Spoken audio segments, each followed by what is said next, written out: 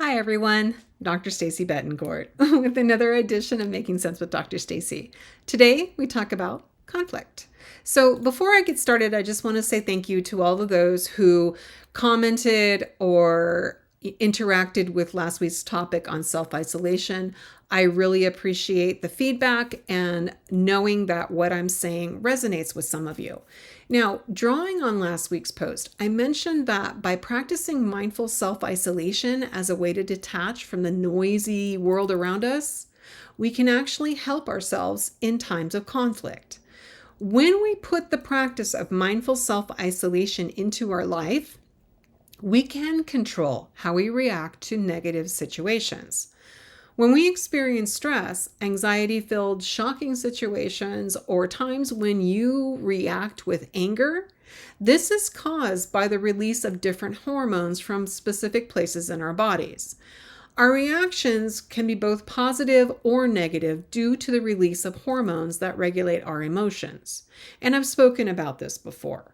Stress hormones like epinephrine, cortisol, and norepinephrine, combined best as your fight or flight hormones, cause your body to respond to a stimulus in a not so positive way. For example, you will find your heart rate increases, you might feel lightheaded, and what's happening to trigger those emotions are releases of glucose, blood flow, increases, all those things are happening simultaneously.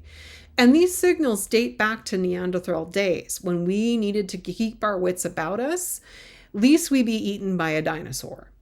So the problem now is most of us aren't in a career or a lifestyle that requires the level of response. So unless you're in law enforcement, fire rescue, first line medical workers, military, or others, you're not in that kind of position where you're on high alert. But we still have the hormones, and we rely on external stimulus that releases those hormones. So when an unrealistic or frequent release of hormone without the follow response can actually affect your health. So through practice of self-isolation in a healthy manner, and like I said, there is a difference. And I'm talking about the positive experience of focused breathing and spending time in silence, allowing your mind to rest. And with practice, you can actually train yourself to remain calm during conflict. It's like anything else. The more you practice, the better at it you become. You find that you might even approach situations easier and without apprehension.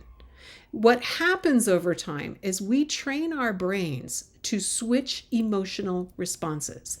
And instead of fight or flight, you become more curious as your brain seeks potential answers. Think of it this way. We have the ability to provide different answers and responses. So if we're able to provide an answer over an emotional response, we're more effective. Now, will this happen overnight? No.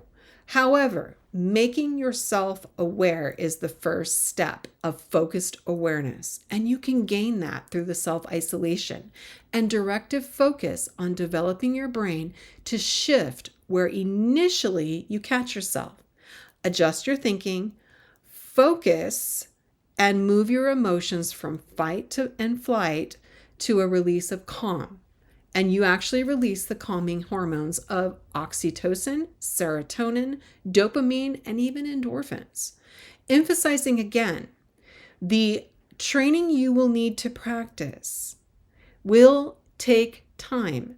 So understanding you are benefiting your health in the long run is important. So breathe. Remember, inhale, count to 4, hold, count to 4, exhale, count to 4, repeat at least 4 times. And as you do that, remember to show yourself grace. Remember to treat others with grace because we're all on a journey.